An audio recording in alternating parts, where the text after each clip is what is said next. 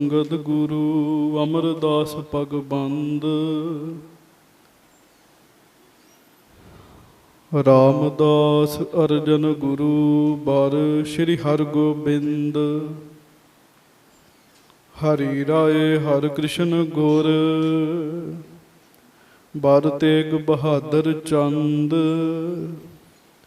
ਦਸਵੇਂ ਗੋਬਿੰਦ ਸਿੰਘ ਗੁਰ ਨਮੋ ਚਰਨ ਅਰਬਿੰਦ। ਜਿਸ ਮਹਿ ਅੰਮ੍ਰਿਤ ਗਿਆਨ ਹੈ ਮਾਣਕ ਭਗਤ ਬੈਰਾਗ। ਸ਼੍ਰੀ ਗੁਰੂ ਗ੍ਰੰਥ ਸਾਹਿਬ ਉਦਦ ਬੰਦੋਂ ਕਰ ਅਨੁਰਾਗ। ਏਕ ਓਂਕਾਰ ਸਤਿਗੁਰੂ ਤਿਹ ਪ੍ਰਸਾਦ ਸਚ ਹੋਏ। ਵਾਹਿਗੁਰੂ ਜੀ ਕੀ ਫਤਿਹ। ਬਿਘਨ ਵਿਨਾਸ਼ਨ ਸੋਏ। ਹਾਂਜੀ। ਸਤਨਾਮ ਸ੍ਰੀ ਵਾਹਿਗੁਰੂ ਸਾਹਿਬ ਜੀ। ਦੋਹਰਾ। ਸ਼੍ਰੀ ਹਰਗੋਬਿੰਦ ਚੰਦ ਜੀ ਬਿਰਹ ਬਿਧੀ ਚੰਦ ਪਾਏ। ਬਹੁ ਉਦਾਸ ਉਰ ਮੈਂ ਰਹੈਂ ਭੇਵ ਨਾ ਕਛੂ ਜਨਾਏ।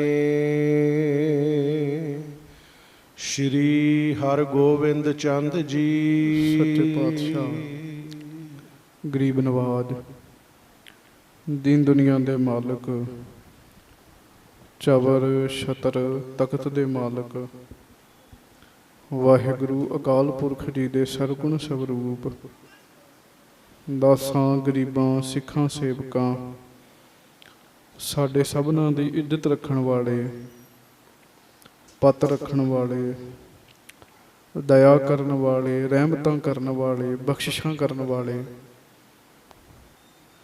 ਧੰਨ ਧੰਨ ਸੱਚੇ ਪਾਤਸ਼ਾਹ ਸ਼੍ਰੀ ਗੁਰੂ ਗ੍ਰੰਥ ਸਾਹਿਬ ਜੀ ਮਹਾਰਾਜ। ਧੰਨ ਧੰਨ ਸ੍ਰੀ ਗੁਰੂ ਗ੍ਰੰਥ ਸਾਹਿਬ ਜੀ ਮਹਾਰਾਜ। ਬੜੇ ਹੀ ਪਿਆਰ ਨਾਲ ਦੋਵੇਂ ਹੱਥ ਜੋੜ ਕੇ ਗੱਜ ਕੇ ਕਹੋ ਜੀ ਧੰਨ ਧੰਨ ਸ੍ਰੀ ਗੁਰੂ ਗ੍ਰੰਥ ਸਾਹਿਬ ਜੀ ਮਹਾਰਾਜ। ਧੰਨ ਧੰਨ ਸ੍ਰੀ ਗੁਰੂ ਗ੍ਰੰਥ ਸਾਹਿਬ ਜੀ ਮਹਾਰਾਜ। ਸਤਿਗੁਰੂ ਜੀ ਦੀ ਪਵਿੱਤਰ ਪਾਵਨ ਹਾਜ਼ਰੀ ਦੇ ਵਿੱਚ ਸੁਭਾਈਮਾਨ ਗਰੀਬ ਨਵਾਜ ਸਾਹਿਬ ਜੀ ਦੀ ਪਿਆਰੀ ਸਾਜੀ ਨਿਵਾਜੀ ਸੰਗਤ ਜੀ, ਆਪ ਜੀ ਬੜੇ ਹੀ ਪਿਆਰ ਦੇ ਨਾਲ ਸਤਿਗੁਰੂ ਜੀ ਦੇ ਚਰਨਾਂ ਵਿੱਚ ਜੁੜ ਕੇ ਬੈਠੇ ਹੋ। ਗੁਰਬਾਣੀ ਜੀ ਦਾ ਕੀਰਤਨ ਆਪ ਜੀ ਨੇ ਸਰਵਣ ਕੀਤਾ। ਆਓ ਪਿਆਰ ਨਾਲ ਦੋਵੇਂ ਹੱਥ ਜੋੜ ਕੇ ਗੱਜ ਕੇ ਫਤਿਹ ਬੁਲਾਓ ਜੀ। ਵਾਹਿਗੁਰੂ ਜੀ ਕਾ ਖਾਲਸਾ ਵਾਹਿਗੁਰੂ ਜੀ ਕੀ ਫਤਿਹ। ਅੱਜ ਇੱਕ ਭਾਦਰੋਂ ਹੈ। ਇੱਕ ਭਾਦਰੋਂ ਸੰਗਰਾਂਦ ਵਾਲਾ ਦਿਨ। ਸਵੇਰੇ ਆਪ ਜੀ ਨੇ ਸ਼੍ਰੀ ਮੁਖ ਵਾਕ ਸ਼ਬਦ ਦੀ ਕਥਾ ਵਿਚਾਰ ਸਰਵਣ ਕੀਤੀ ਹੈ। ਸਾਧ ਸੰਗਤ ਜੀ ਅੱਜ ਇਤਿਹਾਸਕ ਦਿਹਾੜਾ ਵੀ ਹੈ। ਧੰਨ ਗੁਰੂ ਕਲਗੀਧਰ ਸਾਹਿਬ ਮਹਾਰਾਜ ਸ੍ਰੀ ਗੁਰੂ ਗੋਬਿੰਦ ਸਿੰਘ ਸਾਹਿਬ ਜੀ ਦੁਆਰਾ ਸਾਜੀ ਹੋਈ ਦਮਦਮੀ ਟਕਸਾਲ ਦੇ 13ਵੇਂ ਮੁਖੀ ਮਹਾਂਪੁਰਖ ਸੰਤ ਗਿਆਨੀ ਕਰਤਾਰ ਸਿੰਘ ਜੀ ਖਾਲਸਾ ਭਿੰਡਰਾਂ ਵਾਲੇ, ਉਹਨਾਂ ਮਹਾਂਪੁਰਖਾਂ ਦਾ ਅੱਜ ਸੱਚਖੰਡ ਖੰਮਣ ਵਾਲਾ ਦਿਹਾੜਾ ਹੈ। ਮਹਾਂਪੁਰਖਾਂ ਦਾ ਸੱਚਖੰਡ ਜਾਣਾ ਆਮ ਹੋਰ ਵੀ ਮਹਾਤਮਾ ਸੰਤ ਜਨ ਭਗਤ ਜਨ ਸਰੀਰ ਤਿਆਗਦੇ ਹਨ, ਪਰ ਸੰਤ ਗਿਆਨੀ ਕਰਤਾਰ ਸਿੰਘ ਜੀ ਖਾਲਸਾ ਜੀ ਭਿੰਡਰਾਂ ਵਾਲੇ ਮਹਾਂਪੁਰਖਾਂ ਦਾ ਸੱਚਖੰਡ ਜਾਣਾ ਵਿਸ਼ੇਸ਼ ਮਹੱਤਤਾ ਰੱਖਦਾ ਹੈ। ਇਹਨੂੰ ਬੜੇ ਧਿਆਨ ਨਾਲ ਸਾਧ ਸੰਗਤ ਜੀ ਸਰਵਣ ਕਰਨਾ। ਮਹਾਂਪੁਰਖ ਸੰਤ ਗਿਆਨੀ ਕਰਤਾਰ ਸਿੰਘ ਜੀ ਖਾਲਸਾ ਜੀ ਦਾ ਸਿੱਖ ਧਰਮ ਦੇ ਪ੍ਰਚਾਰ ਦੇ ਦੌਰਾਨ ਸਾਧ ਸੰਗਤ ਜੀ ਐਕਸੀਡੈਂਟ ਹੋਇਆ। ਜਦੋਂ ਮਹਾਂਪੁਰਖਾਂ ਦਾ ਐਕਸੀਡੈਂਟ ਹੋਇਆ, ਸਰੀਰ ਜਿਹੜਾ ਉਹ ਛਤੀਗ੍ਰਸਤ ਹੋਇਆ, ਸੱਟਾਂ ਲੱਗੀਆਂ ਹਨ। ਸਿਰ ਦਾ ਸਾਧ ਸੰਗਤ ਜੀ ਓਪਰੇਟ ਹੋਣਾ ਸੀਗਾ। ਡਾਕਟਰਾਂ ਨੇ ਮਹਾਂਪੁਰਖਾਂ ਨੂੰ ਇਹ ਕਿਹਾ ਕਿ ਅਸੀਂ ਆਪਰੇਸ਼ਨ ਕਰਾਂਗੇ, ਤੁਹਾਡੀ ਜਾਨ ਬਚ ਜਾਏਗੀ, ਪਰ ਤੁਹਾਡੇ ਕੇਸਾਂ ਨੂੰ ਕੱਟਣਾ ਪਵੇਗਾ। ਤੇ ਸਾਧ ਸੰਗਤ ਦੀ ਮਹਾਂਪੁਰਖਾਂ ਨੇ ਉਸ ਸਮੇਂ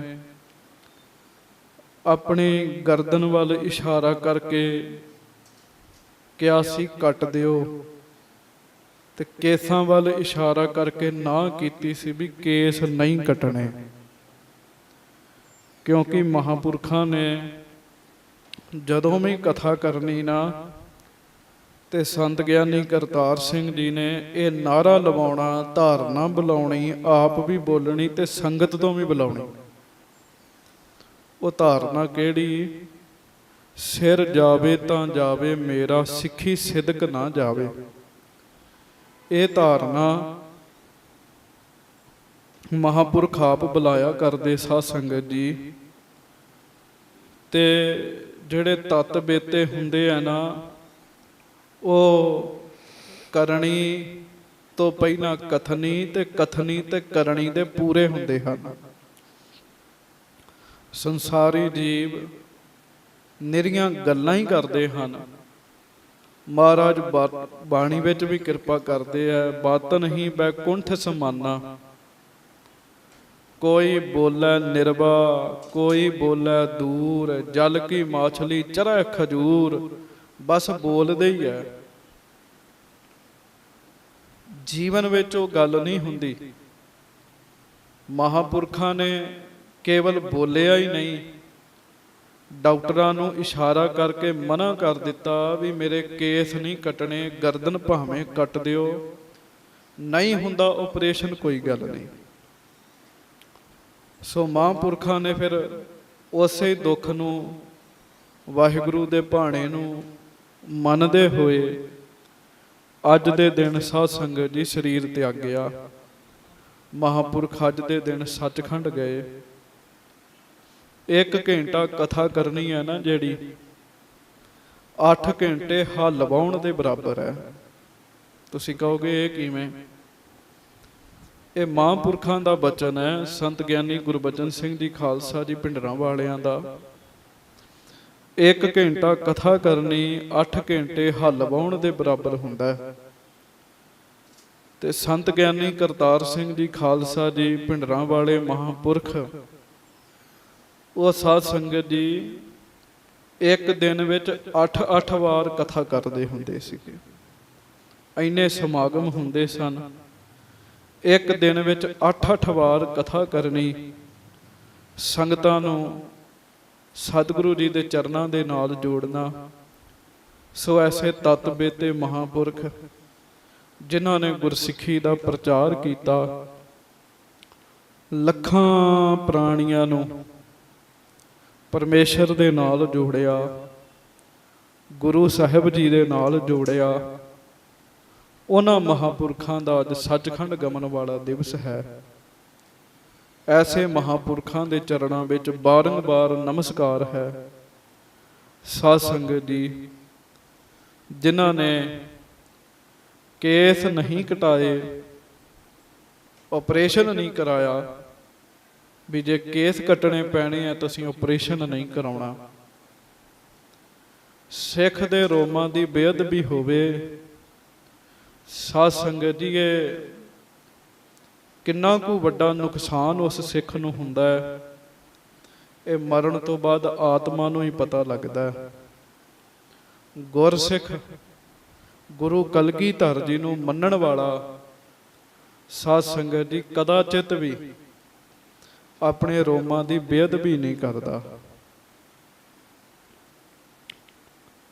ਜਿਨ੍ਹਾਂ ਨੇ ਕਦੀ ਵੀ ਆਪਣੇ ਸਰੀਰ ਦਾ ਕੇਸ ਤੇ ਛੱਡੋ, ਇੱਕ ਰੋਮ ਵੀ ਨਹੀਂ ਨਾ ਕੱਟਿਆ ਹੁੰਦਾ, ਸਾਧ ਸੰਗਤ ਜੀ ਉਹਨਾਂ ਉੱਤੇ ਬਹੁਤ ਸਾਰੇ ਦੁੱਖ ਸੰਤਾਪ ਅਸਰ ਨਹੀਂ ਕਰਦੇ। ਬਹੁਤ ਸਾਰੀਆਂ ਗੱਲਾਂ ਦਾ ਉਹਨਾਂ ਉੱਤੇ ਅਸਰ ਨਹੀਂ ਹੁੰਦਾ। ਗੁਰਸਿੱਖ ਤਾ ਜੀਵਨ ਸਾਰੀ ਉਮਰ ਆਪਣੇ ਸਰੀਰ ਨੂੰ ਕੈਂਚੀ ਨਾ ਲਵਾਵੇ, ਸਾਰੀ ਉਮਰ। ਇੱਕ ਤਾਂ ਕੈਂਚੀ ਨਾ ਲਵਾਵੇ ਤੇ ਦੂਜਾ 5 ਬਾਣੀਆਂ ਦਾ ਨਿਤਨੇਮੀ ਹੋਵੇ। ਸ਼ਾਮ ਨੂੰ ਰਹਿਰਾਸ ਸਾਹਿਬ ਜੀ ਦਾ ਨਿਤਨੇਮੀ ਹੋਵੇ, ਸੋਹਿਲਾ ਜੀ ਦਾ ਪਾਠ ਕਰੇ, 7 ਬਾਣੀਆਂ ਦਾ ਨਿਤਨੇਮੀ ਹੋਵੇ ਤੇ ਕਦੀ ਉਹਨੇ ਆਪਣੇ ਸਰੀਰ ਦੇ ਕਿਸੇ ਵੀ ਰੋਮ ਦੀ ਬੇਅਦਬੀ ਨਾ ਕੀਤੀ ਹੋਵੇ। ਭਗਤਾਂ ਦਾ, ਪਿਆਰਿਆਂ ਦਾ, ਗੁਰਮੁਖਾਂ ਦਾ ਬਚਨ ਹੈ ਵੀ ਖੁੱਲੇ ਦਰਵਾਜ਼ੇ ਸੱਚਖੰਡ ਜਾਂਦਾ ਹੈ। ਖੁੱਲੇ ਦਰਵਾਜ਼ੇ ਸੱਚਖੰਡ ਜਾਂਦਾ ਹੈ। ਇਹ ਮਹਾਰਾਜ ਜੀ ਨੇ ਜਿਹੜੀ ਸਾਨੂੰ ਰਹਿਤ ਬਖਸ਼ਿਸ਼ ਕੀਤੀ ਹੈ, ਇਹ ਰਹਿਤ ਸਾਧ ਸੰਗਤ ਜੀ ਬਹੁਤ ਉੱਚੀ ਹੈ, ਬਹੁਤ ਉੱਚੀ ਰਹਿਤ ਬਖਸ਼ਿਸ਼ ਕੀਤੀ ਹੈ। ਸੋ ਭਾਈ ਯਤਨ ਕਰਿਆ ਕਰੋ, ਗੁਰੂ ਸਾਹਿਬ ਅੱਗੇ ਅਰਦਾਸ ਕਰਿਆ ਕਰੋ, ਮਹਾਰਾਜ ਧੰਨ ਹੋ ਆਪ ਜੀ ਤੇ ਧੰਨ ਹਨ ਆਪ ਜੀ ਦੇ ਪਿਆਰੇ ਸਿੱਖ। ਜੇ ਗੁਰੂ ਸਾਹਿਬ ਜੀ ਨੇ ਰਹਿਤ ਬਖਸ਼ਿਸ਼ ਕੀਤੀ ਹੈ ਤੇ ਪਿਆਰਿਓ ਰਹਿਤ ਨੂੰ ਕਮਾਉਣ ਵਾਲੇ ਗੁਰਸਿੱਖ ਵੀ ਪੈਦਾ ਕੀਤੇ ਹਨ ਮਹਾਰਾਜ ਨੇ। ਮਹਾਰਾਜ ਧੰਨ ਹੋ ਆਪ ਜੀ, ਧੰਨ ਹਨ ਆਪ ਜੀ ਦੇ ਪਿਆਰੇ ਗੁਰਸਿੱਖ ਮਹਾਤਮਾ ਕਮਾਈ ਵਾਲੇ, ਜਿਨ੍ਹਾਂ ਨੇ ਆਪ ਜੀ ਦੀ ਰਹਿਤ ਨੂੰ ਨਿਭਾਇਆ ਹੈ। ਆਪ ਸਾਡੇ ਤੇ ਵੀ ਕਿਰਪਾ ਕਰੋ। ਜੇ ਭੁੱਲੀ ਜੇ ਚੁੱਕੀ ਸਾਈਂ ਭੀਤ ਹਿੰਜੀ ਕਾਢੀਆਂ। ਸੱਚੇ ਪਾਤਸ਼ਾਹ ਅਸੀਂ ਭੁੱਲਦੇ ਵੀ ਹਾਂ, ਚੁੱਕਦੇ ਵੀ ਹਾਂ, ਪਰ ਹੈ ਤਾਂ ਤੁਹਾਡੀਆਂ ਨਾ। ਆਪ ਕਿਰਪਾ ਕਰੋ, ਬਖਸ਼ਿਸ਼ ਕਰੋ, ਦਇਆ ਕਰੋ ਤੇ ਮਹਾਰਾਜ ਸਾਨੂੰ ਵੀ ਸਿੱਖੀ ਦੀ ਦਾਤ ਬਖਸ਼ੋ। ਸੰਤ ਗਿਆਨੀ ਕਰਤਾਰ ਸਿੰਘ ਜੀ ਖਾਲਸਾ ਜੀ ਦੇ ਮੁਖੋਂ ਜਿਹੜਾ ਵੀ ਪ੍ਰਾਣੀ ਮਾਤਰ ਜੀਵ ਕਥਾ ਸੁਣ ਲੈਂਦਾ ਨਾ, ਸਾਧ ਸੰਗਤ ਜੀ, ਉਹ ਗਦਗਦ ਹੋ ਜਾਂਦਾ, ਉਹ ਨਿਹਾਲ ਹੋ ਜਾਂਦਾ। ਉਹ ਫਿਰ ਕਦੀ ਵੀ ਉਜੜੇ ਨਹੀਂ ਸੀ ਪੈਂਦਾ ਹੁੰਦਾ। ਮਹਾਂਪੁਰਖਾਂ ਦੀ ਕਮਾਈ ਇੰਨੀ ਸੀਗੀ। ਥੋੜਾ ਜਿਹਾ ਮਹਾਂਪੁਰਖਾਂ ਦੇ ਜੀਵਨ ਬਾਰੇ ਕਹਿ ਕੇ ਫਿਰ ਆਪਾਂ ਮਹਾਰਾਜ ਜੀ ਦੀ ਇਤਿਹਾਸ ਦੀ ਕਥਾ ਸਰਵਣ ਕਰਨੀ ਹੈ। ਇੱਕ ਹੁੰਦਾ ਹੈ ਗੁਰ ਇਤਿਹਾਸ, ਇੱਕ ਹੁੰਦਾ ਹੈ ਸਿੱਖ ਇਤਿਹਾਸ। 10ਵੇਂ ਪਾਤਸ਼ਾਹ ਜੀ ਤੋਂ ਬਾਅਦ ਵੀ, ਸਰੀਰ ਤਿਆਗਣ ਤੋਂ ਬਾਅਦ ਵੀ ਬਹੁਤ ਸਾਰੇ ਕਰਨੀ ਤੇ ਕਮਾਈ ਵਾਲੇ ਸਿੱਖ ਹੋਏ ਆ, ਜਿਨ੍ਹਾਂ ਦੇ ਜੀਵਨ ਬਹੁਤ ਉੱਚੇ ਸੁੱਚੇ ਮਿਲਦੇ ਹਨ। ਭੂਰੇ ਕੋਨੇ ਪਿੰਡ ਦੇ ਵਿੱਚ ਮਹਾਂਪੁਰਖਾਂ ਦਾ ਜਨਮ ਹੋਇਆ, ਬਾਬਾ ਕਰਤਾਰ ਸਿੰਘ ਜੀ ਖਾਲਸਾ ਭਿੰਡਰਾਂ ਵਾਲਿਆਂ ਦਾ। ਔਰ ਮਹਾਂਪੁਰਖਾਂ ਨੇ ਦੁਨਿਆਵੀ ਪੜ੍ਹਾਈ ਵੀ ਕੀਤੀ, ਖਾਲਸਾ ਕਾਲਜ ਵਿੱਚ ਰਹਿ ਕੇ ਪੜ੍ਹੇ ਆ ਤੇ ਪਟਵਾਰੀ ਬਣੇ। ਸਾਧ ਸੰਗਤ ਜੀ, ਪਟਵਾਰੀ ਦਾ ਕੰਮ ਵੀ ਕਰਦੇ ਰਹੇ ਆ। ਸੰਤ ਗਿਆਨੀ ਗੁਰਬਚਨ ਸਿੰਘ ਜੀ ਮਹਾਂਪੁਰਸ਼ ਭਿੰਡਰਾਂ ਵਾਲੇ, ਸਿਹਤ ਕੁਝ ਢਿੱਲੀ ਰਹਿੰਦੀ ਸੀਗੀ। ਸਿੰਘਾਂ ਨੇ ਕਿਹਾ, ਮਹਾਂਪੁਰਖੋ ਦਸਤਾਰ ਕਿਸੇ ਹੋਰ ਸਿੰਘ ਨੂੰ ਦੇ ਦਿਓ, ਟਕਸਾਲ ਦੀ ਜ਼ਿੰਮੇਵਾਰੀ ਕਿਸੇ ਹੋਰ ਸਿੰਘ ਨੂੰ ਦੇ ਦਿਓ। ਤੇ ਮਹਾਂਪੁਰਖ ਸਭ ਕੁਝ ਜਾਣਦੇ, ਕਹਿਣ ਲੱਗੇ, ਸਿੰਘੋ ਟਕਸਾਲ ਦੀ ਦਸਤਾਰ ਜ਼ਿੰਮੇਵਾਰੀ ਕਿਹਨੂੰ ਦਿਆਂ? ਜਿਹਨੂੰ ਦੇਣੀ ਹੈ ਉਹ ਤਾਂ ਅਜੇ ਖਾਲਸਾ ਕਾਲਜ ਪੜ੍ਹ ਰਿਹਾ। ਕਹਿਣ ਲੱਗੇ, ਉਹ ਤਾਂ ਅਜੇ ਜੱਥੇ ਵਿੱਚ ਹੀ ਨਹੀਂ ਆਇਆ। ਤੇ ਫਿਰ ਮਹਾਂਪੁਰਖ ਪਟਵਾਰੀ ਦੀ ਪੜ੍ਹਾਈ ਕਰਕੇ, ਪਟਵਾਰੀ ਦਾ ਕੰਮ ਕਰਕੇ ਫਿਰ ਸੰਗਤ ਵਿੱਚ ਆ ਗਏ। ਖਾਲਸਾ ਕਾਲਜ ਤੋਂ ਹਰਿਮੰਦਰ ਸਾਹਿਬ ਹਰ ਰੋਜ਼ ਤੁਰ ਕੇ ਜਾਣਾ ਤੇ ਦਰਸ਼ਨ ਕਰਨੇ। ਪਹਿਲੇ ਸਰੀਰ ਬਹੁਤ ਕਮਾਈ ਵਾਲੇ ਹੁੰਦੇ ਸੀਗੇ, ਮੁਆਫ ਕਰਿਓ, ਅੱਜ ਕਮਾਈਆਂ ਘਟਦੀਆਂ ਜਾ ਰਹੀਆਂ ਹਨ। ਨਾ ਤੇ ਗੁਰਸਿੱਖ ਬਹੁਤੀ ਬਾਣੀ ਪੜ੍ਹਦੇ ਆ ਤੇ ਨਾ ਗੁਰਸਿੱਖ ਸੇਵਾ ਹੀ ਕਰਕੇ ਖੁਸ਼ ਹਨ। ਬਸ ਮੀਡੀਏ ਤੇ ਬਹੁਤਾ ਸਮਾਂ ਜਿਹੜਾ ਉਹ ਬਰਬਾਦ ਹੋ ਜਾਂਦਾ ਹੈ। ਮਹਾਂਪੁਰਖਾਂ ਨੇ ਜਦੋਂ ਖਾਲਸਾ ਕਾਲਜ ਤੋਂ ਹਰਿਮੰਦਰ ਸਾਹਿਬ ਦਰਸ਼ਨ ਕਰਨ ਆਉਣਾ ਨਾ, ਤੇ ਪੈਦਲ ਹੀ ਜਾਂਦੇ ਸਨ, ਤੇ ਰਸਤੇ 'ਚ ਸ੍ਰੀ ਜਪਜੀ ਸਾਹਿਬ ਜੀ ਦੀ ਬਾਣੀ ਦੇ ਪਾਠ ਕਰਨੇ।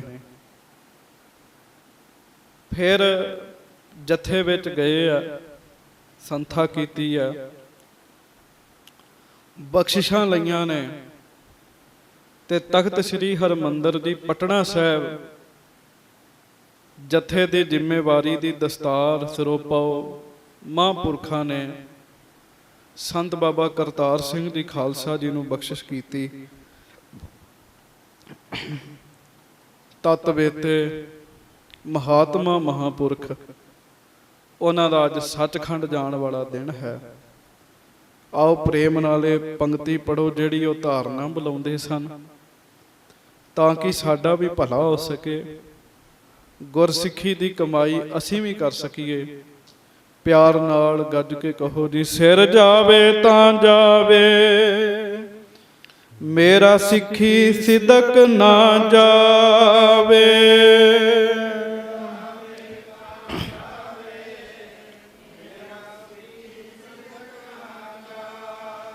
ਸਿਰ ਜਾਵੇ ਤਾਂ ਜਾਵੇ, ਮੇਰਾ ਸਿੱਖੀ ਸਿਦਕ ਨਾ ਜਾਵੇ।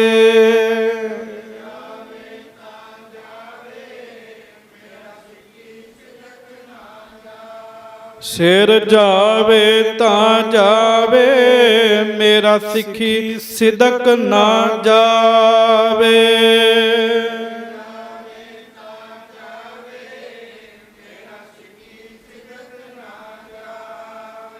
ਬੇਅੰਤ ਵਾਰ ਐਸੇ ਮਹਾਤਮਾ ਰੱਬ ਦੇ ਪਿਆਰਿਆਂ ਦੇ ਚਰਨਾਂ ਦੇ ਵਿੱਚ ਨਮਸਕਾਰ ਹੈ। ਮਹਾਂਪੁਰਖਾਂ ਨੇ ਆਪਣੇ ਤਨ ਤੇ ਚਿੱਟਾ ਚੋਲਾ ਪਾਇਆ ਤੇ ਕਦੀ ਉਹਨੂੰ ਦਾਗ ਨਹੀਂ ਲੱਗਣ ਦਿੱਤਾ। ਭਾਵ ਉੱਚਾ ਤੇ ਸੁੱਚਾ ਜੀਵਨ ਰੱਖਿਆ, ਕਮਾਈ ਵਾਲਾ ਜੀਵਨ ਰੱਖਿਆ, ਜਿਹਨੂੰ ਅਸੀਂ ਮਹਿਤਾ ਟਕਸਾਲ ਕਹਿੰਦੇ ਆ ਨਾ। ਮਹਿਤੇ ਜਿਹੜਾ ਅਸਥਾਨ ਹੈ, ਗੁਰਦੁਆਰਾ ਹੈ, ਇਹ ਸਾਰਾ ਸੰਤ ਬਾਬਾ ਕਰਤਾਰ ਸਿੰਘ ਜੀ ਪਿੰਡਰਾਂ ਵਾਲੇ ਮਹਾਂਪੁਰਖਾਂ ਨੇ ਉਹਦੀ ਆਪ ਸੇਵਾ ਕਰਵਾਈ ਹੈ। ਸੋ ਉਹਨਾਂ ਮਹਾਂਪੁਰਖਾਂ ਦੇ ਚਰਨਾਂ ਵਿੱਚ ਨਮਸਕਾਰ। ਆਓ ਹੁਣ ਇਤਿਹਾਸ ਦੀ ਕਥਾ ਸੁਣੀਏ। ਗੱਜ ਕੇ ਆਖੋ ਸਤਿਨਾਮ ਸ੍ਰੀ ਵਾਹਿਗੁਰੂ ਸਾਹਿਬ ਜੀ। ਸਤਿਨਾਮ ਸ੍ਰੀ ਵਾਹਿਗੁਰੂ ਸਾਹਿਬ ਜੀ।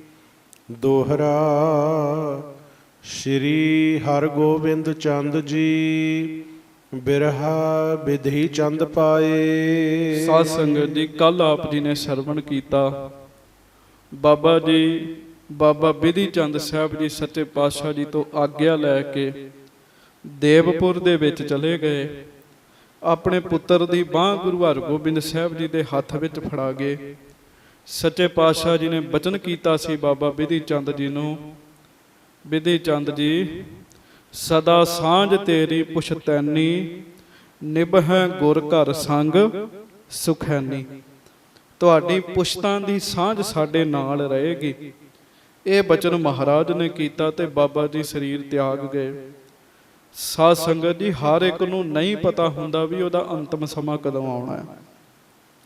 ਪਰ ਦਾਸ ਬੇਨਤੀ ਕਰੇ, ਜਿਵੇਂ ਅੱਜ ਵੀ ਹੁਕਮਨਾਮੇ 'ਚ ਵੀ ਆਇਆ ਹੈ ਨਾ, ਭਾਦੋਏ ਭਰਮ ਭੁਲਾੜੀਆਂ, ਦੂਜਾ ਲੱਗਾ ਹੇਤ, ਲੱਖ ਸ਼ਿਗਾਰ ਬਣਾਇਆ, ਕਾਰਜ ਨਾਹੀ ਕੇਤ, ਜਿਤ ਦਿਨ ਦੇਹ ਵਿਨਸਸੀ, ਤਿਤ ਵੇਲੇ ਕਹਿ ਸਨ ਪ੍ਰੇਤ, ਪਕੜ ਚਲਾਇਨ ਦੂਤ ਜਮ, ਕਿਸੇ ਨਾ ਦੇਨੀ ਭੇਤ। ਭੇਤ ਕੀ ਹੁੰਦਾ ਹੈ? ਗੁਪਤ। ਗੁਪਤ ਗੱਲ ਨੂੰ ਭੇਤ ਕਹਿੰਦੇ ਆ। ਤੇ ਜਿਵੇਂ ਫਿਰ ਕਿਸੇ ਨੂੰ ਭੇਦ ਨਹੀਂ ਨਾ ਪਤਾ, ਗੁਰਮੁਖਾਂ ਨੂੰ ਇਹ ਭੇਦ ਪਤਾ ਹੁੰਦਾ ਵੀ ਅਸੀਂ ਸਰੀਰ ਕਦੋਂ ਤਿਆਗਣਾ ਹੈ।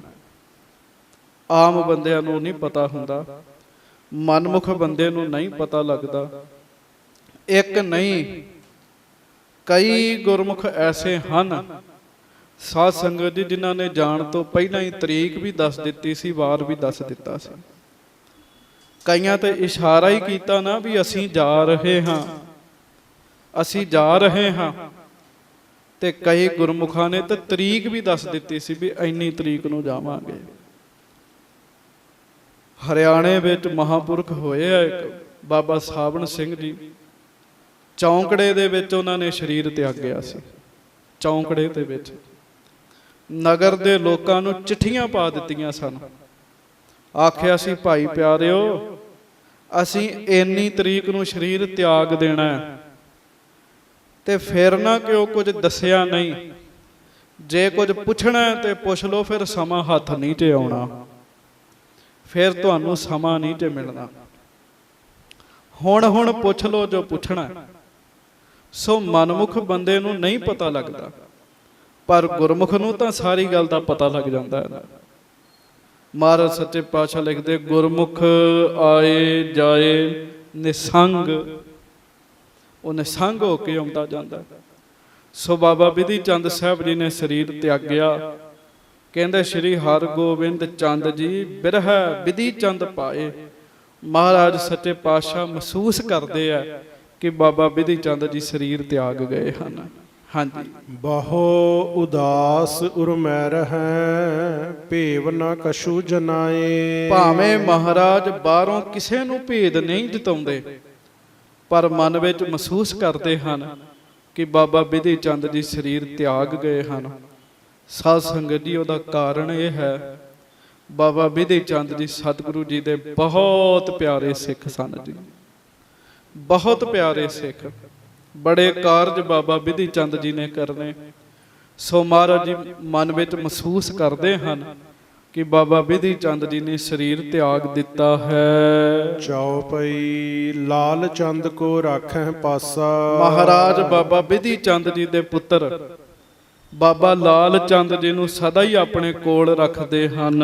ਬਹੁ ਭਾਂਤਨ ਕੇ ਦੇਤ ਦਿਲਾਸਾ। ਤੇ ਮਹਾਰਾਜ ਨਾ ਦਿਲਾਸਾ ਵੀ ਦਿੰਦੇ ਹਨ ਕਿ ਨਾ ਭਾਈ ਇਸ ਤਰ੍ਹਾਂ ਨਹੀਂ ਕਰਨਾ। ਮਹਾਰਾਜ ਦਿਲਾਸਾ ਵੀ ਦਿੰਦੇ ਹਨ। ਬਿਧੀ ਚੰਦ ਪਾਛੇ ਦਸਤਾਰ। ਬਾਬਾ ਬਿਧੀ ਚੰਦ ਜੀ ਤੋਂ ਪਿੱਛੋਂ ਬਾਬਾ ਬਿਧੀ ਚੰਦ ਸਾਹਿਬ ਜੀ ਦੀ ਜਿਹੜੀ ਦਸਤਾਰ ਹੈ, ਬੰਧਵਾਈ ਮ੍ਰਿਦਲ ਬਾਕ ਉਚਾਰ। ਮਹਾਰਾਜ ਨੇ ਮਿੱਠੇ ਬੋਲ ਬੋਲ ਕੇ ਤੇ ਬਾਬੇ ਲਾਲ ਚੰਦ ਨੂੰ ਪੱਗ ਬਣਵਾ ਦਿੱਤੀ ਜੀ। ਦਸਤਾਰ ਬੰਦੀ ਜਿਹੜੀ ਹੈ ਉਹ ਬਾਬਾ ਲਾਲ ਚੰਦ ਜੀ ਦੀ ਕੀਤੀ। ਤਿਸ ਬਿਧੀ ਦੀਨਸ ਵਡਿਆਈ। ਤੇ ਜਿਹੋ ਜੀ ਵਡਿਆਈ ਹਜੂਰ ਨੇ ਬਾਬਾ ਬਿਧੀ ਚੰਦ ਜੀ ਨੂੰ ਬਖਸ਼ਿਸ਼ ਕੀਤੀ ਸੀ ਨਾ, ਬਾਬਾ ਲਾਲ ਚੰਦ ਜੀ ਨੂੰ ਵੀ ਉਹੋ ਜੀ ਵਡਿਆਈ ਸਤਿਗੁਰੂ ਜੀ ਨੇ ਬਖਸ਼ਿਸ਼ ਕੀਤੀ। ਲੈ ਹਰਖਿਓ ਗੁਰ ਸੇਵ ਕਮਾਈ। ਤੇ ਬਾਬਾ ਜੀ ਫਿਰ ਸੇਵਾ ਕਰਦੇ ਹਨ। ਸੇਵਾ ਨੂੰ ਮੇਵਾ ਲੱਗਦਾ ਕਰਕੇ ਕੋਈ ਦੇਖ ਲਵੇ। ਆਖੋ ਵਾਹ। ਕੋਈ ਗੁਰੂ ਘਰ ਦੀ ਸੇਵਾ ਕਰਕੇ ਦੇਖੇ, ਸੇਵਾ ਨੂੰ ਮੇਵਾ ਲੱਗਦਾ ਹੀ ਲੱਗਦਾ, ਫਲ ਮਿਲਦਾ ਹੀ ਮਿਲਦਾ। ਸੋ ਬਾਬਾ ਬਿਧੀ ਚੰਦ ਜੀ ਦੇ ਪੁੱਤਰ ਬਾਬਾ ਲਾਲ ਚੰਦ ਜੀ ਬੜੇ ਹੀ ਪਿਆਰ ਨਾਲ ਆਪਣੇ ਪਿਤਾ ਜੀ ਦੀ ਥਾਂ ਉੱਤੇ ਸੇਵਾ ਕਰਦੇ ਹਨ। ਕਰਨ ਕਾਰ ਪਰ ਤਿਸ ਹੀ ਲਾਇਓ। ਤੇ ਘਰ ਦੀ ਕੰਮਕਾਰ ਸਾਰਾ ਕੁਝ ਜੋ ਬਾਬਾ ਬਿਧੀ ਚੰਦ ਜੀ ਕਰਦੇ ਸਨ, ਉਹੋ ਹੀ ਬਾਬਾ ਲਾਲ ਚੰਦ ਜੀ ਕਰਦੇ ਹਨ। ਵੱਡੇ ਮਸੰਦਨ ਸੰਗ ਮਿਲਾਇਓ।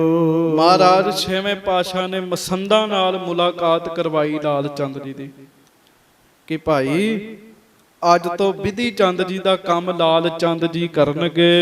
ਏਕ ਦਿਵਸ ਸ੍ਰੀ ਹਰਗੋਬਿੰਦ।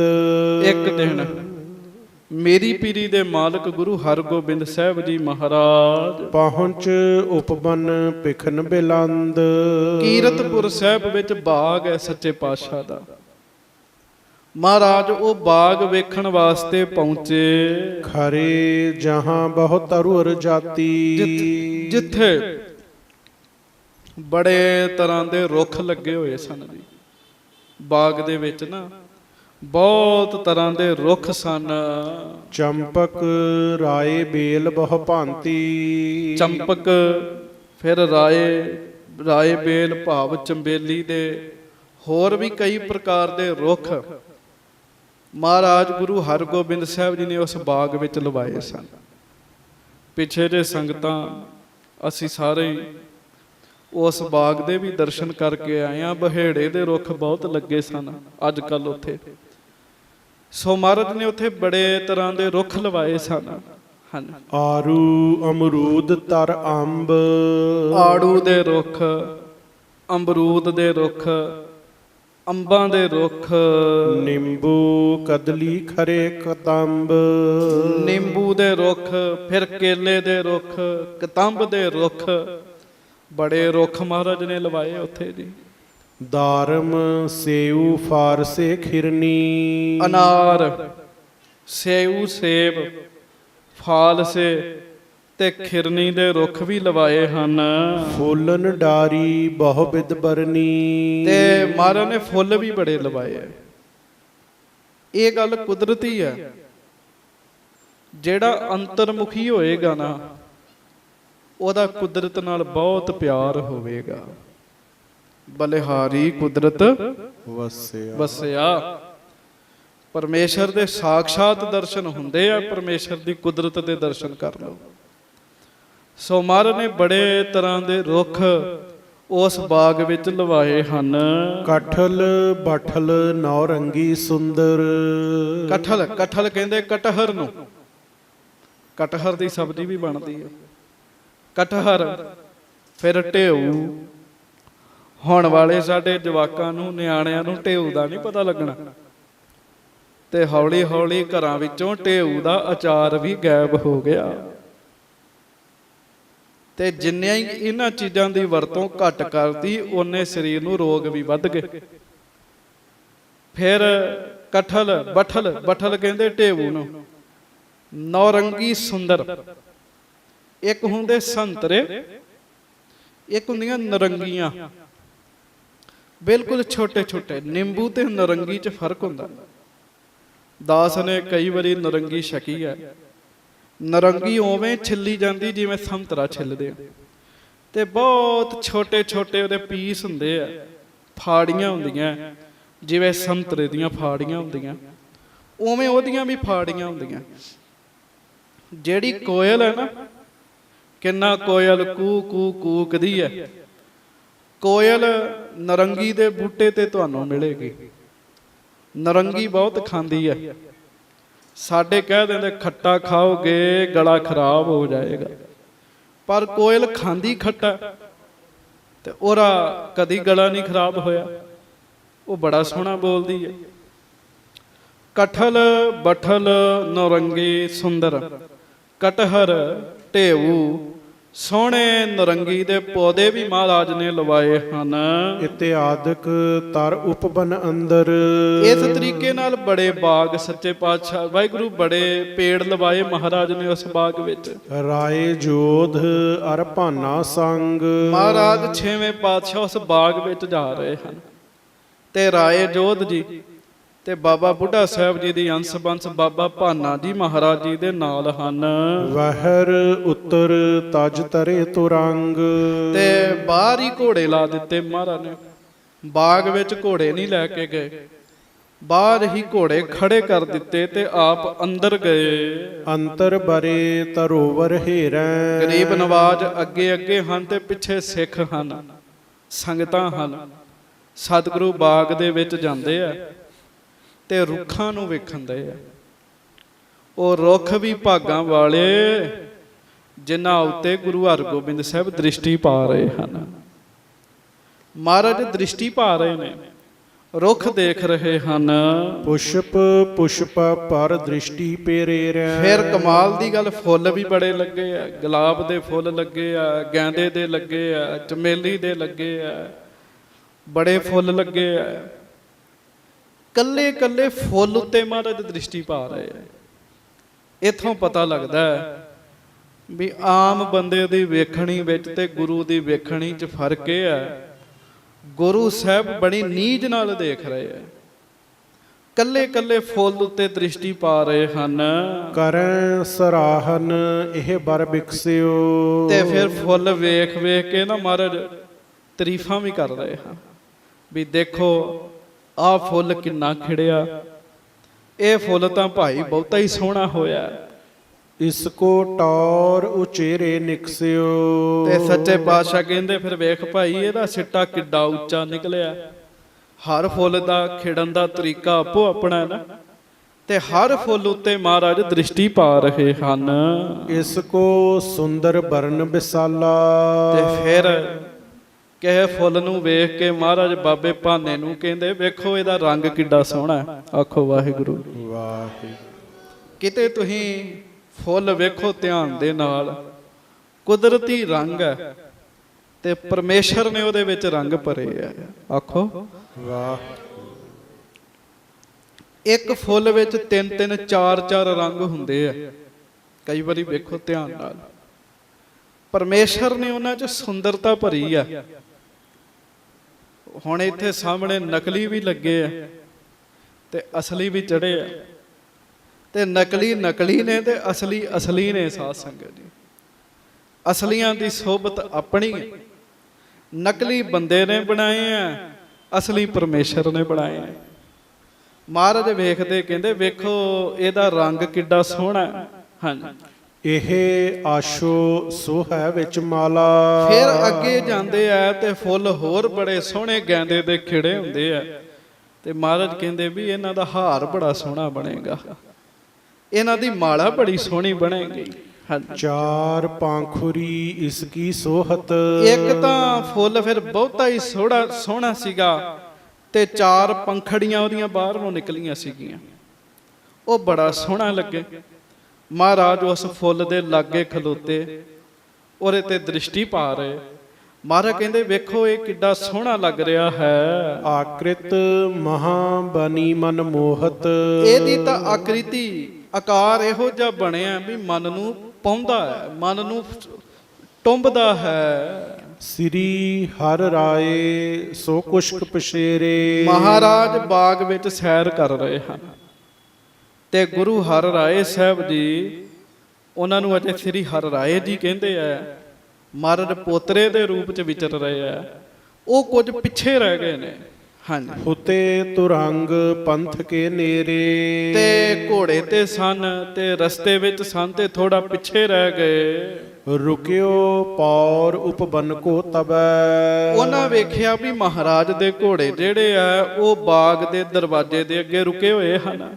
ਕਹਿ ਕਰ ਕੀਨੇ ਬਰਜਨ ਸਬੈ। ਤੇ ਮਹਾਰਾਜ ਨੇ ਕਿਹਾ ਸੀ ਨਾ ਵੀ ਬਾਗ 'ਚ ਕੋਈ ਘੋੜਾ ਨਹੀਂ ਖੜਨਾ। ਆਖੋ ਵਾਹਿਗੁਰੂ। ਵਾਹਿਗੁਰੂ। ਬਾਗ 'ਚ ਕੋਈ ਘੋੜਾ ਨਹੀਂ ਖੜਨਾ। ਇਸ ਕਰਕੇ ਗੁਰੂ ਹਰਿ ਰਾਏ ਸਾਹਿਬ ਜੀ ਨੇ ਵੇਖਿਆ ਵੀ ਸਾਰੇ ਘੋੜੇ ਉੱਥੇ ਲੱਗੇ ਹੋਏ ਆ। ਹਾਂਜੀ, ਸਗਰੇ ਮਗ ਤੇ ਦੂਰ ਹਟਾਏ। ਤਬੈ ਪ੍ਰਵੇਸ਼ਨ ਕਉ ਚਲ ਆਏ। ਹਾਂਜੀ, ਅਲਪ ਬੈਸ ਮੈਂ ਲਖ ਕਰ ਸਾਰੇ। ਘੋੜੇ ਪਰਾਂ ਕਰਵਾ ਕੇ ਨਾ, ਸਾਰੇ ਘੋੜੇ ਪਰਾਂ ਕਰਵਾ ਕੇ ਤੇ ਹਰਿ ਰਾਏ ਸਾਹਿਬ ਜੀ ਉਸ ਬਾਗ ਦੇ ਵਿੱਚ ਪ੍ਰਵੇਸ਼ ਹੋ ਗਏ। ਸਾਧ ਸੰਗਤ ਜੀ, ਜਿਨ੍ਹਾਂ ਨੇ ਕੀਰਤਪੁਰ ਸਾਹਿਬ ਦਾ ਉਹ ਬਾਗ ਦੇਖਿਆ ਨਾ, ਕਥਾ ਸੁਣਦਿਆਂ ਉਹ ਬਾਗ 'ਚ ਪਹੁੰਚ ਗਏ ਹੋਣਗੇ। ਕਿਉਂ ਭਾਈ ਕਸ਼ਮੀਰ ਸਿੰਘ ਜੀ ਪਹੁੰਚ ਗਏ? ਇਹ ਨਾਲ ਸਨ ਸਾਡੇ ਜੀ। ਉਸ ਬਾਗ 'ਚ ਸੁਰਤ ਉਹਨਾਂ ਦੀ ਪਹੁੰਚ ਗਈ ਹੋਏ। ਘੋੜੇ ਪਰਾਂ ਕਰਵਾ ਕੇ ਤੇ ਮਹਾਰਾਜ ਸੱਚੇ ਪਾਤਸ਼ਾਹ ਗੁਰੂ ਹਰਿ ਰਾਏ ਸਾਹਿਬ ਜੀ ਆਪ ਅੰਦਰ ਨੂੰ ਆਏ ਜੀ। ਹਾਂਜੀ, ਅਲਪ ਬੈਸ ਮਹਿ ਲਖ ਕਰ ਸਾਰੇ। ਸਾਰਿਆਂ ਵੇਖਿਆ ਵੀ ਛੋਟੀ ਉਮਰ ਹੈ, ਫੱਬਦੇ ਬੜੇ ਆ, ਸਾਰੇ ਪਰਾਂ ਹੋ ਗਏ। ਲਰਹਿ ਨ ਹਾਏ ਇਤ ਉਤਹਿ ਨਿਵਾਰੇ। ਹਾਂਜੀ, ਰਸ਼ਕ ਦਾਸ ਜਿਨਹੁ ਕੈ ਸੰਗ। ਹੁਤੇ ਅਰੋਹਨ ਬਲੀ ਤੁਰੰਗ। ਸ਼ਤਪਾਲਨ ਕੋ ਸੂਖਮ ਜਾਮਾ। ਹੁਣ ਮਹਾਰਾਜ ਹਰਿ ਰਾਏ ਸਾਹਿਬ ਜੀ ਉਸ ਬਾਗ ਵਿੱਚ ਪ੍ਰਵੇਸ਼ ਹੋਏ ਤੇ ਜਿਹੜਾ ਚੋਲਾ ਪਾਇਆ ਸੀ ਨਾ, ਉਹਨੂੰ 100 ਕਲੀਆਂ ਸਨ। ਆਖੋ ਵਾਹਿਗੁਰੂ। ਵਾਹ। ਖੁੱਲਾ ਚੋਲਾ ਸੀਗਾ, 100 ਕਲੀਆਂ ਵਾਲਾ ਚੋਲਾ ਸੀਗਾ। ਇਹ ਬਾਣਾ ਹੈ ਸਾਡਾ, ਇਹਨੂੰ ਪਿਆਰ ਕਰਨਾ ਵੀ ਬਹੁਤ ਜ਼ਰੂਰੀ ਹੈ। ਆ ਹੁਣ ਤੇ ਸਾਡੇ ਵੀਰ ਏਦਾਂ ਦਾ ਸੂਟ ਪਾਉਂਦੇ ਆ ਜਿਵੇਂ ਬੀਬੀਆਂ ਦਾ ਸੂਟ ਹੁੰਦਾ ਹੈ। ਕੋਈ ਹੈ ਸਿੰਘ ਨੇ, ਪਰ ਸਿੰਘਾਂ ਵਾਲੇ ਬਸਤਰ ਨਹੀਂ ਲੱਗਦੇ। ਚੋਲੇ ਵੀ ਇਸ ਤਰ੍ਹਾਂ ਦੇ ਸਵਾਉਂਦੇ ਆ ਜਿਵੇਂ ਆਮ ਬੀਬੀਆਂ ਦੇ ਬਸਤਰ ਹੁੰਦੇ ਆ। ਮਹਾਰਾਜ ਸੱਚੇ ਪਾਤਸ਼ਾਹ 100 ਕਲੀਆਂ ਵਾਲਾ ਚੋਲਾ ਪਾਉਂਦੇ ਸਨ, 100 ਕਲੀਆਂ ਵਾਲਾ। ਛਤ ਪਾਲਨ ਕੋ ਸੂਖਮ ਜਾਮਾ, ਨਿਤ ਪ੍ਰਤ ਪੈਰੈ ਬਹੁ ਬਿਰਾਮਾ। ਤੇ ਬੜਾ ਸੋਹਣਾ ਲੱਗਦਾ ਸੀ। ਸੁੰਦਰ ਪਰਿਓ ਸਿਕੰਦ ਦੁਕੂਲ। ਹੁਣ 100 ਕਲੀਆਂ ਵਾਲਾ ਹਰਰਾਏ ਸਾਹਿਬ ਜੀ ਨੇ ਚੋਲਾ ਪਾਇਆ ਤੇ ਮੋਢੇ ਤੇ ਹਜੂਰੀਆ ਰੱਖਿਆ। ਹਜੂਰੀਆ ਲੈ ਕੇ ਵੀ ਨਹੀਂ ਹੁਣ ਸਾਡੇ ਬੰਦੇ ਰਾਜੀ। ਮੋਢੇ ਤੇ ਹਜੂਰੀਆ ਰੱਖਿਆ। ਮਨ ਹੋ ਮ੍ਰਿਦੁਲਤਾ ਕੋ ਤਨ ਮੂਲ। ਤੇ ਮਹਾਰਾਜ ਦਾ ਸਰੀਰ ਬੜਾ ਕੋਮਲ ਹੈ, ਮਾਨੋ ਵੀ ਕਮਲ ਵਰਗਾ ਕੋਮਲ ਸਰੀਰ ਹੋਵੇ। ਹਾਂਜੀ, ਮਿਲੈ ਪਿਤਾਮਾ ਕੇ ਸੰਗ ਜਾਈ। ਮਨ ਚ ਫੁਰਨਾ ਬਣਿਆ ਵੀ ਛੇਤੀ ਕਰੀਏ ਤੇ ਆਪਣੇ ਦਾਦਾ ਜੀ ਦੇ ਨਾਲ ਜਾ ਕੇ ਮਿਲੀਏ। ਕਿਉਂ? ਗੁਰੂ ਹਰਿਰਾਏ ਸਾਹਿਬ ਕਦੀ ਵੱਖ ਨਹੀਂ ਸੀ ਹੋਏ 6ਵੇਂ ਪਾਤਸ਼ਾਹ ਤੋਂ। ਜਾਂ ਤੇ ਚਾਲ ਚਲਤ ਚਪਲਾਈ। ਇਸ ਕਰਕੇ ਥੋੜੀ ਕਾਲੀ ਦੇ ਨਾਲ ਤੁਰਨ ਲੱਗ ਪਏ ਜੀ, ਤੇਜ਼ੀ ਨਾਲ ਤੁਰਨ ਲੱਗੇ। ਵਾਯੂ ਬੇਗ ਚੱਲਣ ਤੇ ਪਰਸਿਓ। ਤੇ ਹਵਾ ਵੀ ਚੱਲ ਰਹੀ ਸੀ, ਤੇਜ਼ ਹਵਾ ਚੱਲ ਰਹੀ ਸੀ। ਛਤ ਪਾਲਨ ਜਾਮੇ ਕੋ ਸਰਸਿਓ। ਤੇ ਜਦੋਂ ਤੇਜ਼ ਹਵਾ ਚੱਲਣ ਲੱਗੀ ਤਾਂ 100 ਕਲੀਆਂ ਦਾ ਜਿਹੜਾ ਚੋਲਾ ਉਹਨੂੰ ਹਵਾ ਲੱਗੀ ਤਾਂ ਖੁੱਲ ਗਿਆ ਜੀ।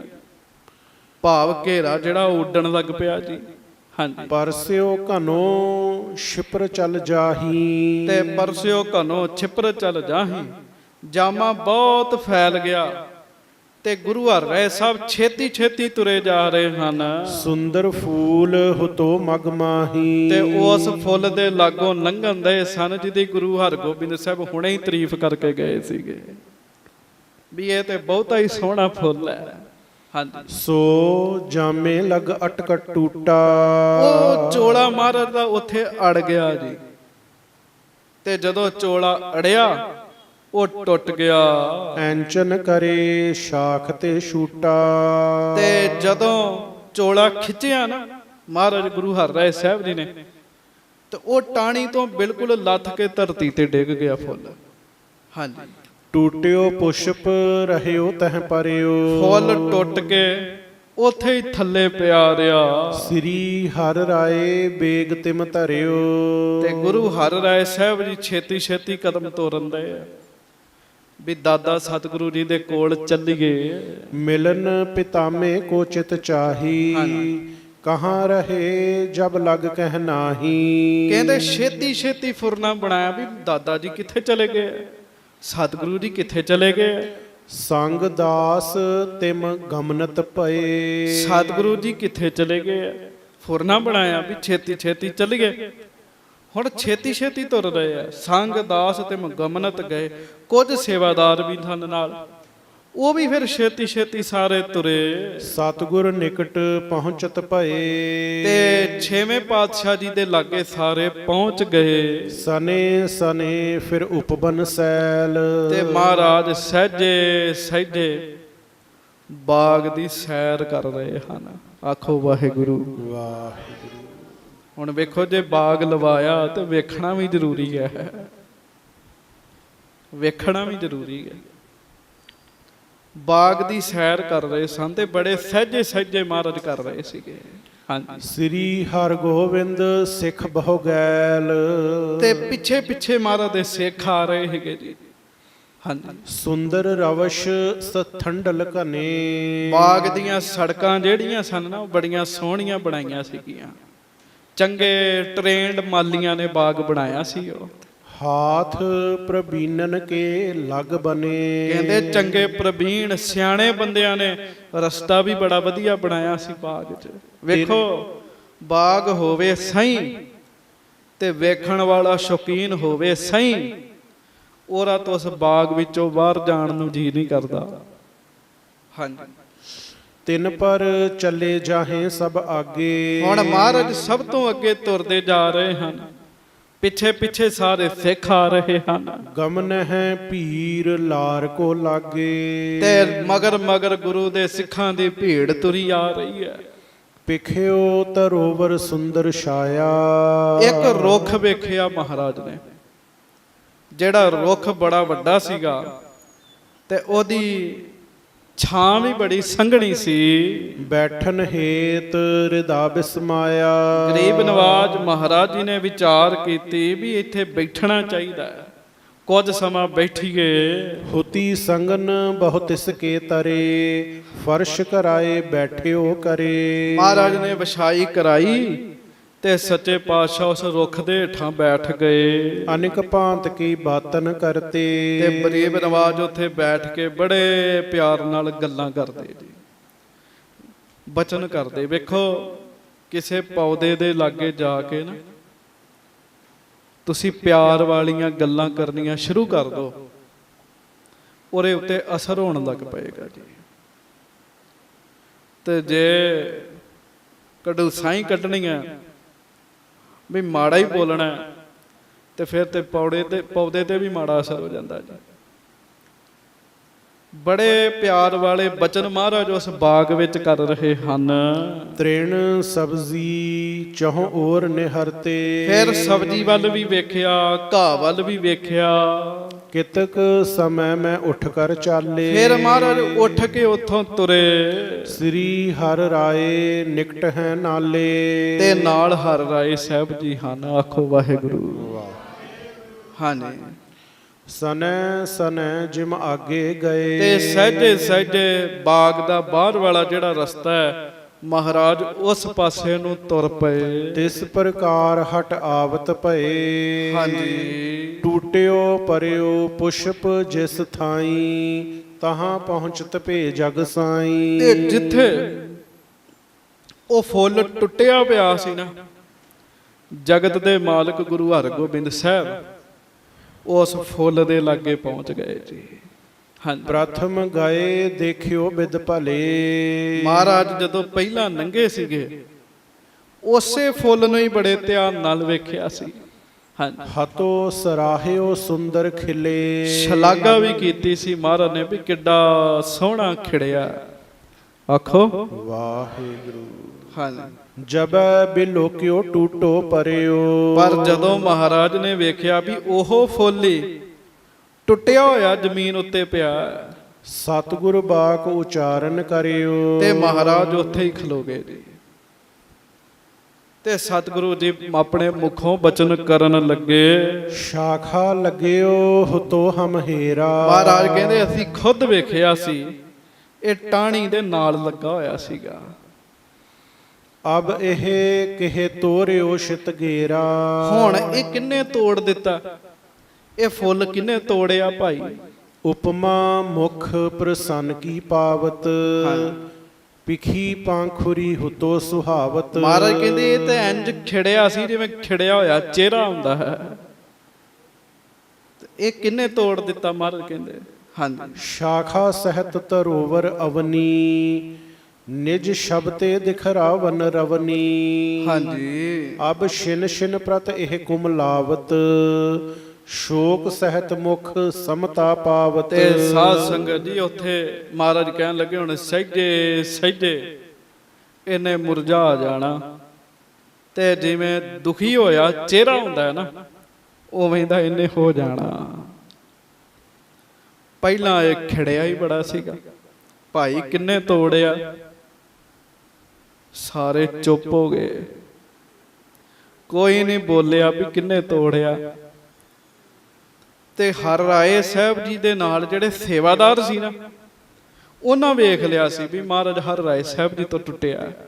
ਹਾਂਜੀ। ਹਾਥ ਜੋਰ ਸਭ ਹੇਤ ਸੁਨਾਏ, ਉਹਨਾਂ ਫਿਰ ਹੱਥ ਜੋੜ ਕੇ ਗੁਰੂ ਹਰਗੋਬਿੰਦ ਸਾਹਿਬ ਜੀ ਨੂੰ ਕਿਹਾ, ਸ਼੍ਰੀ ਹਰਿ ਰਾਏ ਚਲਤ ਉਤਲਾਏ। ਮਹਾਰਾਜ ਹਰਿ ਰਾਏ ਸਾਹਿਬ ਜੀ ਇੱਥੋਂ ਬੜੀ ਕਾਹਲੀ ਦੇ ਨਾਲ ਲੰਘੇ ਸਨ।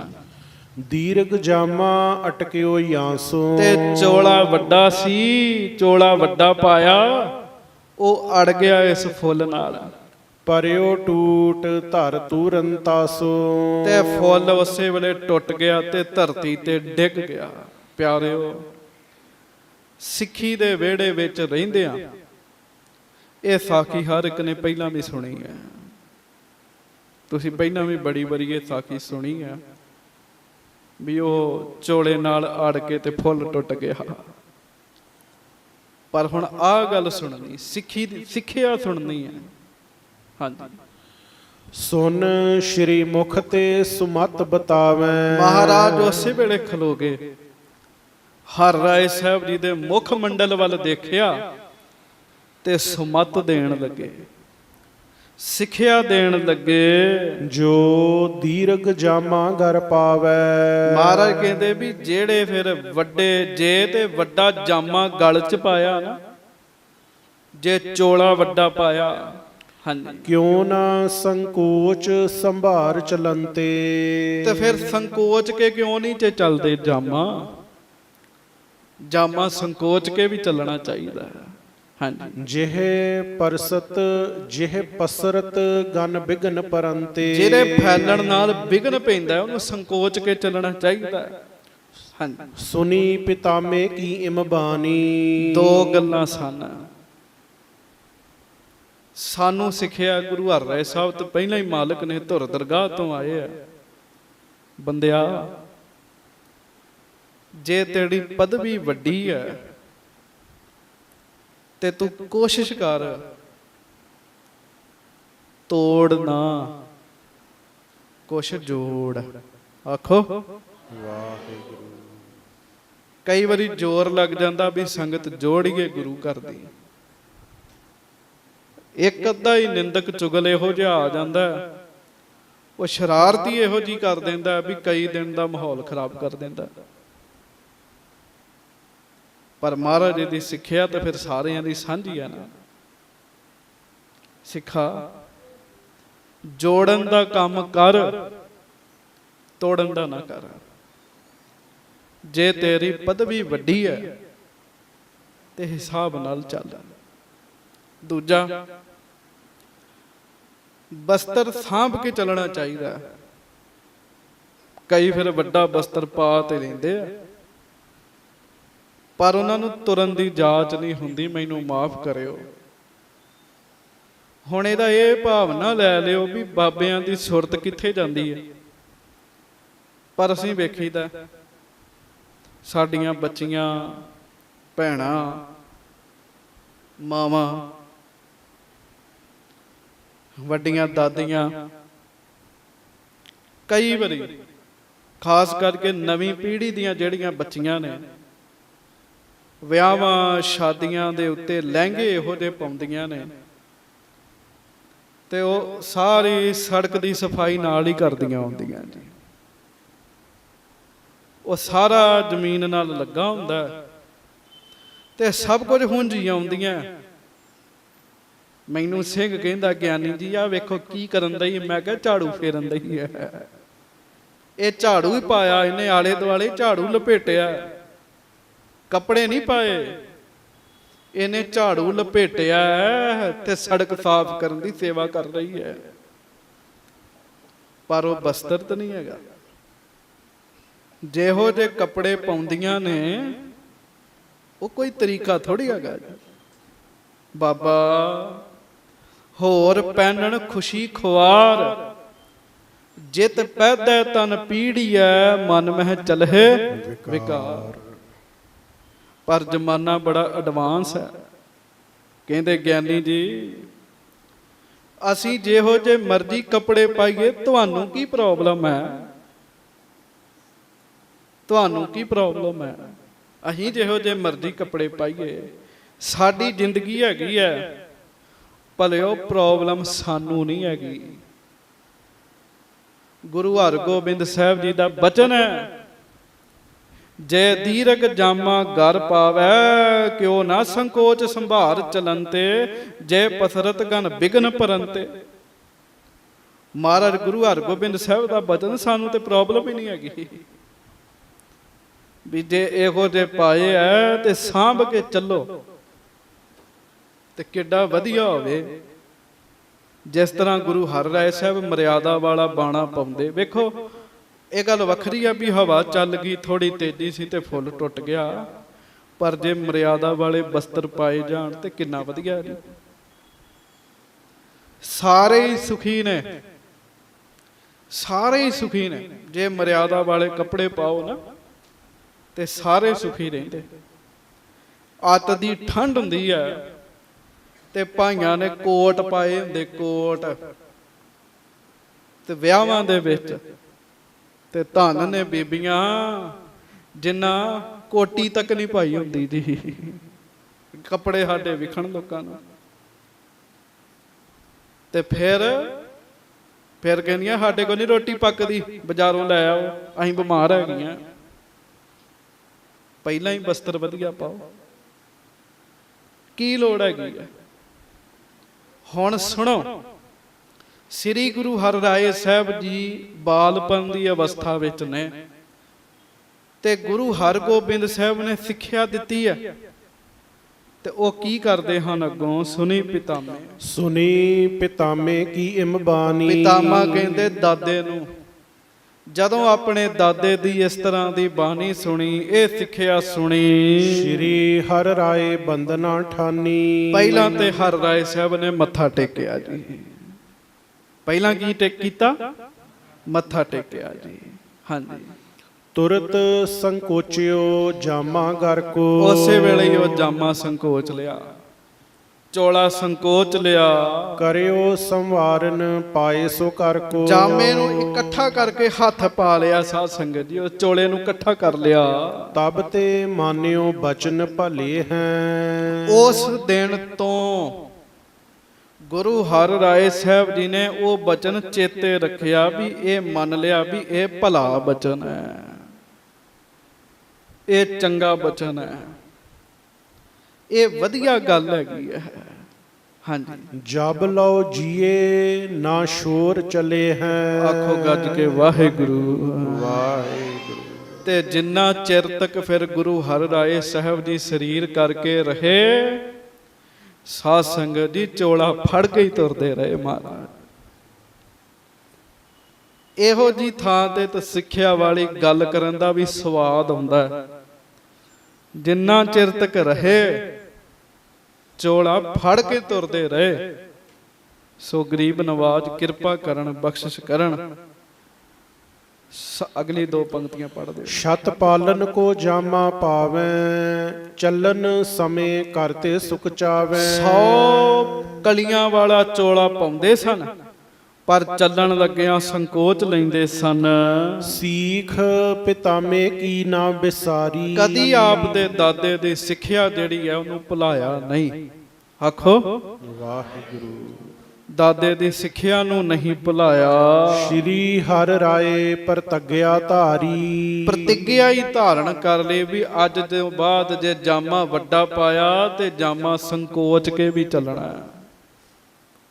ਇਸ ਜਾਮੇ ਨੂੰ ਸੰਕੋਚ ਕੇ ਚੱਲਣਾ ਹੈ, ਇਹ ਪ੍ਰਤਿਗਿਆ ਧਾਰਨ ਕੀਤੀ। ਸੋ ਗਰੀਬ ਨਵਾਜ ਕਿਰਪਾ ਕਰਨ। ਅਗਲਾ ਪ੍ਰਸੰਗ ਕੱਲ ਨੂੰ ਸਰਵਣ ਕਰਾਂਗੇ। ਪਿਆਰ ਨਾਲ ਸਾਰੇ ਕਹੋ ਵਾਹਿਗੁਰੂ। ਜਪ ਵਾਹਿਗੁਰੂ।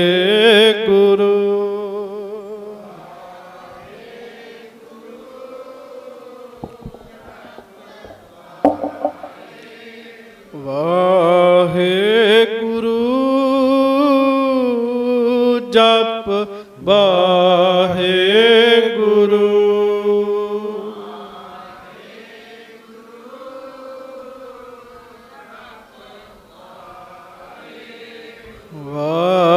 ਵਾਹਿਗੁਰੂ ਜਪ ਵਾਹਿਗੁਰੂ।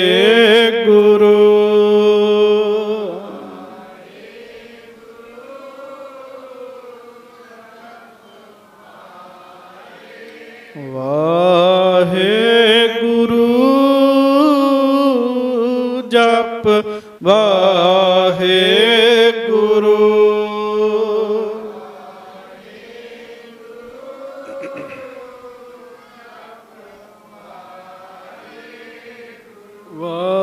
ਵਾਹਿਗੁਰੂ ਜਪ ਵਾਹਿਗੁਰੂ।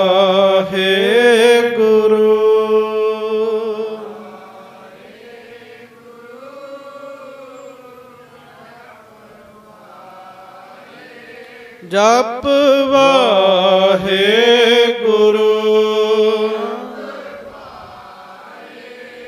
ਜਪ ਵਾਹਿਗੁਰੂ।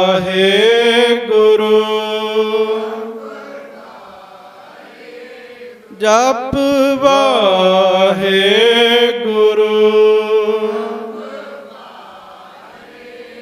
ਵਾਹਿਗੁਰੂ ਵਾਹਿਗੁਰੂ ਵਾਹਿਗੁਰੂ ਵਾਹਿਗੁਰੂ ਵਾਹਿਗੁਰੂ ਵਾਹਿਗੁਰੂ ਵਾਹਿਗੁਰੂ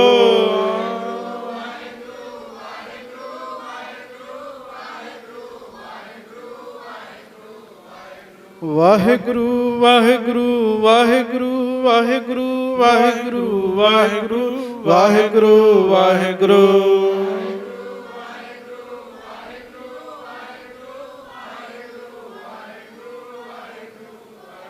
ਸੱਚੇ ਪਾਤਸ਼ਾਹ ਕਿਰਪਾ ਕਰਨ, ਸ਼ੁਭ ਸਿੱਖਿਆ ਸਾਡੇ ਜੀਵਨ ਦਾ ਅੰਗ ਬਣੇ, ਭੁੱਲਾਂ ਦੀ ਮਾਫੀ ਬਖਸ਼ਿਸ਼ ਕਰਨੀ ਸਾਰੀ ਸੰਗਤ ਗੱਜ ਕੇ ਫਤਿਹ ਬੁਲਾਓ ਜੀ। ਵਾਹਿਗੁਰੂ ਜੀ ਕਾ ਖਾਲਸਾ ਵਾਹਿਗੁਰੂ ਜੀ ਕੀ ਫਤਿਹ। ਸੱਜਣ